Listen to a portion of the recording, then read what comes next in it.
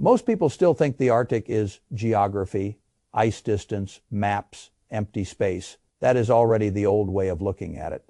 The Arctic is no longer just geography. It is governance, it is logistics, it is alliance design, it is procurement, it is sovereignty made physical. It is the question of who can move, who can supply, who can defend, and who can still be trusted when the temperature drops and the old assumptions stop working. That is why I think people are misunderstanding what happened in Norway. They think the story was about a photo op Canada, as Prime Minister standing in the cold with the leaders of Germany and Norway, while 32,000 troops from 14 countries train in the high north. That image mattered, but not for the reason most people think it mattered, because it showed that the Arctic is no longer being treated as a passive edge of the Western world. It is being treated as an organizing center. And at exactly that same moment, Donald Trump moved in the opposite strategic direction. While Allied leaders were thinking about deterrence, logistics, and Arctic cooperation, Trump quietly broke from 6 of the 7 G7 leaders and lifted pressure on Russian oil. That is not just a disagreement, it is a system signal. And the signal is very simple. The old assumption that Washington will automatically behave as the stable center of alliance strategy can no longer be taken for granted. That is the real story. If you only look at the surface, it is easy to miss how large this shift is. One leader says one thing, another leader disagrees, the media cycle churns. Everyone moves on. But that is not what serious states do. Serious states read structure. They ask harder questions. If the United States no longer coordinates instinctively with the alliance even on sanctions connected to Russia. War, what does that imply for the Arctic? If Washington is increasingly driven by improvisation, what does that imply for northern deterrence? If the White House treats alliance consensus as optional, what does that imply for countries whose security planning still assumes the American center will remain politically coherent? This is where Canada becomes much more interesting than the headline version of the story. Because I do not think Canada showed up in Norway merely to look aligned. I think Canada showed up to signal that it has finally understood the new strategic environment. And that environment can be summarized in one sentence. You do not build your future around a center that is becoming erratic. That does not mean you abandon it emotionally. That is childish. It means you stop treating it as the only pillar holding up the structure. That is a much more serious thing. Now notice how Carney handled the pressure in that press conference. A journalist asked him about the labor market shock at home. Canada had lost 84,000 jobs in February. That is the kind of number that usually tempts politicians into drama. They panic, they externalize blame, they throw out slogans, they emotionally inherit the frame being pushed on them. Carney did something else. He changed the scale over 6 months. Canada had added around 80,000 net jobs. The United States, with an economy vastly larger, had added only 6,000 over the same period and had itself lost 92,000 in February. In other words, the monthly shock was real, but the structural comparison did not support the panic narrative. Why does that matter? Because it tells you something about the style of politics operating here. One side is still playing television, the other side is beginning, at least intermittently, to play systems. And systems thinking is exactly what the Arctic now requires. Because the Arctic is not defended by rhetoric. It is defended by ports, submarines, runways, roads, radars, ice-capable fleets, communications infrastructure, procurement logic, and coalitions that can function under stress. That is why one sentence from Carney was more important than almost anything else said that day. Canada, he said, is blessed by having options. That sounds mild. It is not mild. It is strategically radical, because options are what countries build when they are quietly reducing single-point dependence. And that is exactly what Canada appears to be doing. Look at the pattern. A $35 billion Arctic infrastructure commitment. 12 new submarines under consideration, with final bids from Germany and South Korea. Large-scale multinational military exercises in Norway. Public emphasis on Canada's Arctic sovereignty and direct security stake in the high north.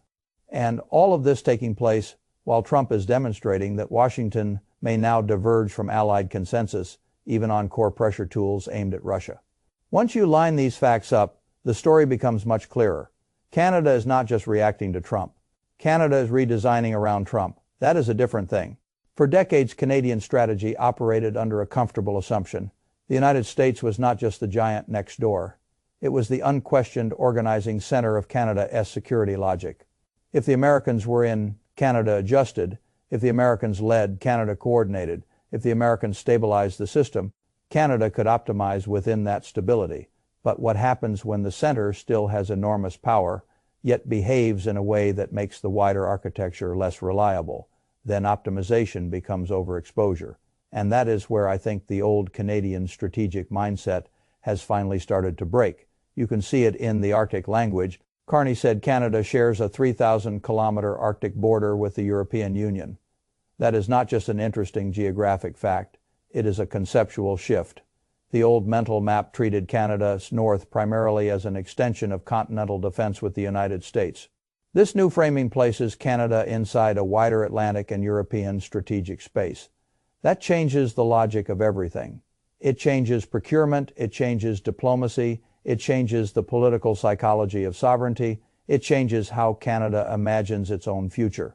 Germany's presence in Norway matters in exactly that way. Norway's role matters in exactly that way. These were not decorative partners standing around in parkas for symbolism. They represent a northern coalition logic that Canada is now much more willing to inhabit openly, and the more openly Canada inhabits that logic, the less psychologically trapped it remains inside the old assumption that every meaningful security path must run through Washington first. This is why the submarine file is so revealing. People keep treating defense procurement like a shopping decision. It is not. Defense procurement is institutional autobiography. It tells you who a country thinks it will operate with, whose systems it trusts, whose supply chains it wants, whose political volatility it wants to avoid, and what kind of future it is preparing for. If Canada commits up to $40 billion to a submarine fleet built through Germany or South Korea, while the United States is not even meaningfully in the running, that is not an accident, that is a statement. And because it is made through steel, engineering, and contracts instead of rhetoric, it is much more serious than a speech. This is how mature states shift doctrine. They do not begin with emotional declarations, they begin with logistics, and I think that is what we are seeing now. Canada is slowly moving from being a protected space inside an American-led order to being a self-conscious northern actor inside a more distributed coalition system. That does not mean the United States disappears. NORAD still matters. Continental geography still matters.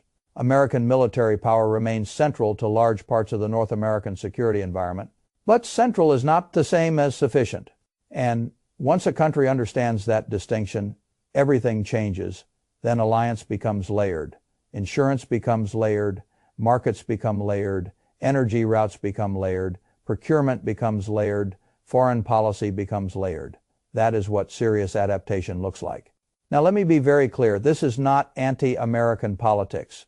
That framing is too emotional and too stupid to explain what is actually happening. This is post-dependency politics. Canada is not trying to theatrically sever itself from the United States.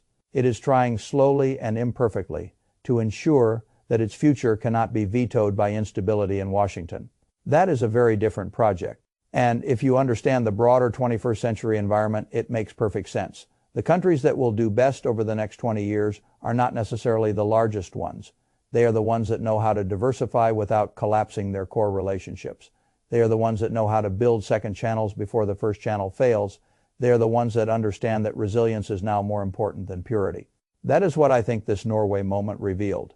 Not merely that Trump broke with 6 allies, not merely that Canada is annoyed, but that one country is still using power as if loud unilateralism automatically produces deference, while another country is starting to build a quieter and much more modern architecture around redundancy, options, and coalition depth.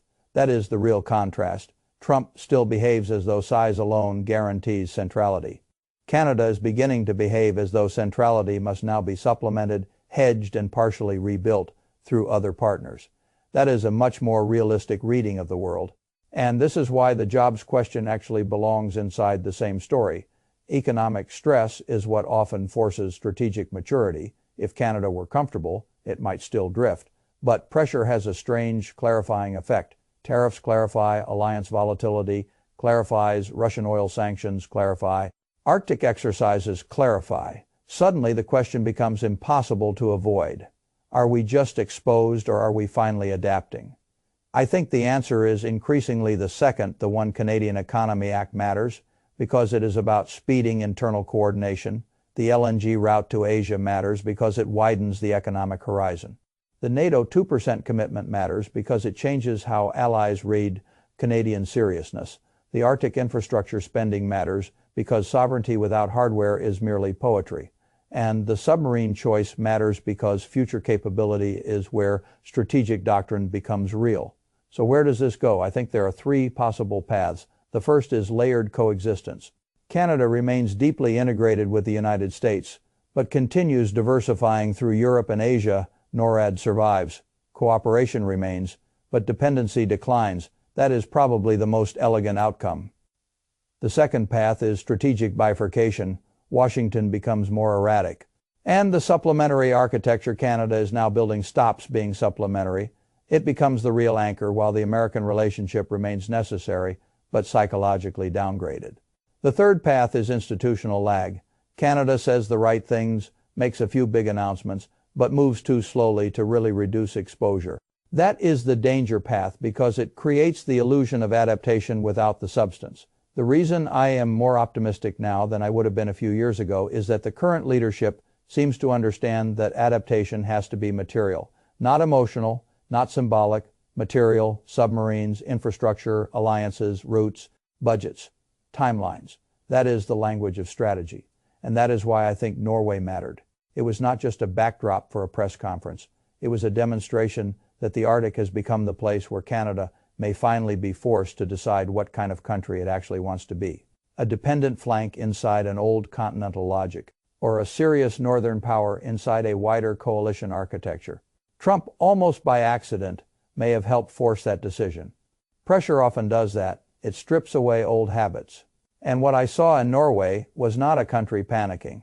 I saw a country beginning cautiously to govern itself according to the world that is actually arriving rather than the one it kept hoping would come back.